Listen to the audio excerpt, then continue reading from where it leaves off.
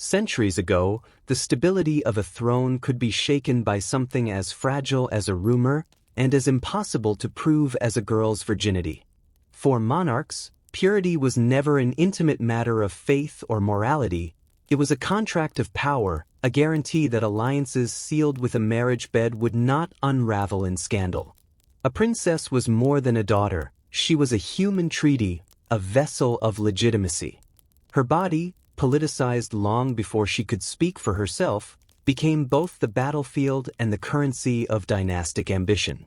To safeguard that fragile balance, rulers devised rituals and tests meant to confirm what science has never been able to prove, whether a woman was truly untouched. From the cradle, noble daughters were raised less as children than as investments. Tutors instructed them not only in languages and scripture, but in posture, speech, and demeanor, all signs that would later be scrutinized by courts hungry for proof of chastity. Their lives were rehearsals for contracts written in blood and dowries.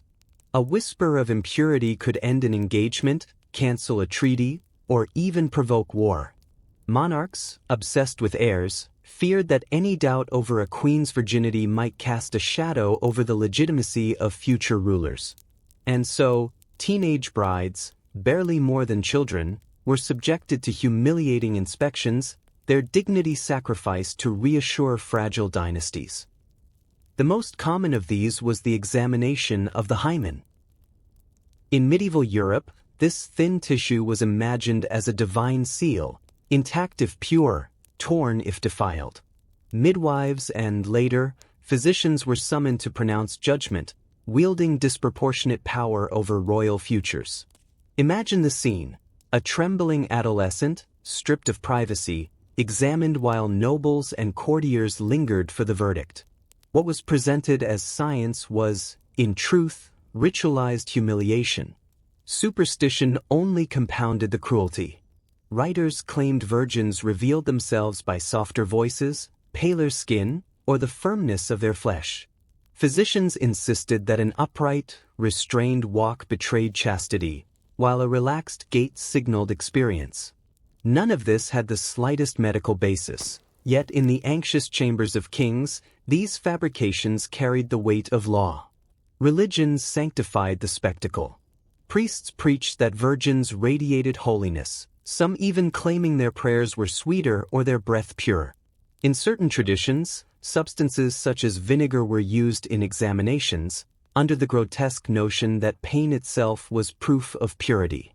These so-called tests were humiliating, invasive, and deeply unscientific, yet they were considered indispensable whenever dynastic stability was on the line. Even more degrading was what followed the inspection. In many courts, consummation itself had to be proven. The wedding night was not a private moment but a performance. Sheets were inspected at dawn, the presence of blood hailed as evidence of chastity, the absence of it treated as catastrophe. A single piece of fabric could decide the fate of a queen and the survival of an empire. In France, the ritual of the wedding sheet became a spectacle in its own right.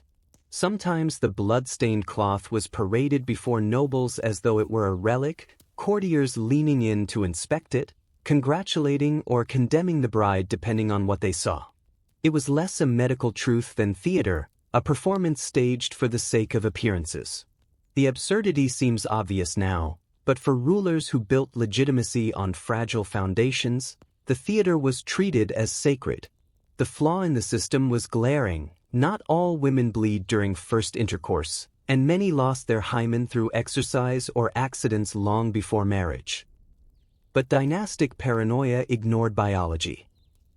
Queens who failed to produce the right evidence risked further examinations, repeat humiliations, and endless rumors. Even when loyal and innocent, they could not escape suspicion if the sheets remained unstained. In some cases, the obsession escalated into voyeurism. Attendants were stationed outside bedchambers, ordered to listen for signs of consummation. In more extreme scenarios, witnesses were invited inside, their presence justified as a duty to protect dynastic honor. A woman's most private moment, the consummation of her marriage, was reduced to state business. Spain, under the iron grip of the Habsburgs, elevated these practices to ruthless seriousness. A queen who failed to satisfy expectations could be locked away in a convent, declared unfit for rule, or even erased from official history. France transformed the wedding night into courtroom drama, nobles whispering and debating a bride's honor as if her body were a legal case. Italy, too, saw alliances fracture when a wedding night produced scandal rather than reassurance. It was a system designed to shield kings, never queens. A husband's infidelity was tolerated, even celebrated as proof of virility. His mistresses could fill the court without consequence. But if a queen entered her marriage under suspicion of impurity, her entire dynasty stood on unstable ground. The double standard was institutional, the hypocrisy woven into law, religion, and custom. By the Renaissance, the obsession with virginity began wearing the mask of science. Court physicians rose in prominence, replacing midwives and priests as the arbiters of chastity. Their authority cloaked humiliation in the language of medicine, giving kings the reassurance of objective verdicts. In reality, these men dealt in guesswork, disguising superstition as expertise while expanding their influence over royal politics. The methods they employed were as invasive as they were unreliable. Physicians examined not only the hymen but the body as a whole. None of it had any grounding in biology, yet monarchs desperate for certainty treated these fantasies as fact. Few cases show the political weight of these rituals more clearly than that of Catherine of Aragon. She married Arthur, Prince of Wales, but insisted their union was never consummated. Years later, when she wed his brother Henry VIII, the question of her virginity became the king's excuse to annul the marriage. Catherine swore before God and court that she was untouched, but her testimony meant nothing against Henry's ambition.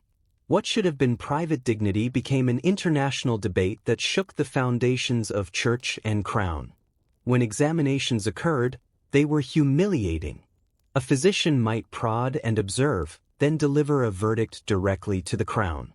Sometimes multiple doctors were summoned, as if piling opinion upon opinion could transform fiction into truth. Reports were written as legal evidence, sealing the fate of women whose lives could swing between queen, exile, or cloistered prisoner based on the notes of a man eager to please his royal master. In the end, virginity tests were never about purity. They were about politics, control, and the fragile egos of monarchs who could conquer empires but could not tolerate doubt. Kings ruled with absolute authority yet trembled at the idea their heirs might not be theirs.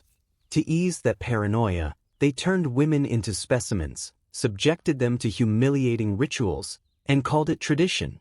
For centuries, a princess's worth was reduced to a myth about skin and blood. The hymen was treated like a divine stamp of approval, despite constant evidence it was unreliable. Priests preached, physicians prodded, and courtiers whispered, all to confirm what could not be confirmed. A single sheet, stained or not, could decide a woman's fate and reshape alliances. The absurdity might be laughable if it had not destroyed so many lives. The cruelty lay not just in the tests, but in the hypocrisy behind them. Kings fathered bastards openly, their legitimacy never questioned. Queens, meanwhile, bore the entire burden of dynastic honor. If they bled, they were praised. If not, they were branded liars or frauds. By the 19th century, the rise of modern medicine exposed the myth for what it was. Physicians acknowledged that the hymen could not prove anything. Some women were born without it, others lost it through ordinary activity, and many never bled during intercourse at all. What monarchs had treated as divine proof was revealed as superstition disguised as tradition. Even when these practices faded, the legacy of control remained. Today, virginity tests are condemned worldwide, yet continue in some communities, justified by the same obsession with honor and reputation that once haunted palaces. The myth survives because it still grants men power under the pretense of protecting family or state. Looking back, the rituals were never proof of purity but of insecurity. Monarchs wrapped in silk built dynasties on bloodstains and rumors. Behind the pomp, their institutions were as fragile as the myths they clung to. They turned dignity into spectacle, convinced humiliation would keep their thrones safe. It did not. Monarchies collapsed, and the rituals faded into history. What remains is the disturbing truth. Europe's most powerful families once staked their survival on tests that were nothing more than theater. And that may be the real legacy. These tests reveal how power hides weakness behind ritual, and how the more fragile the system, the more brutal its methods of control. Royal families claimed to defend honor.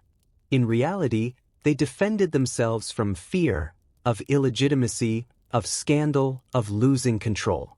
The cost of that fear was borne, as always, by women reduced to evidence in a trial they could never win.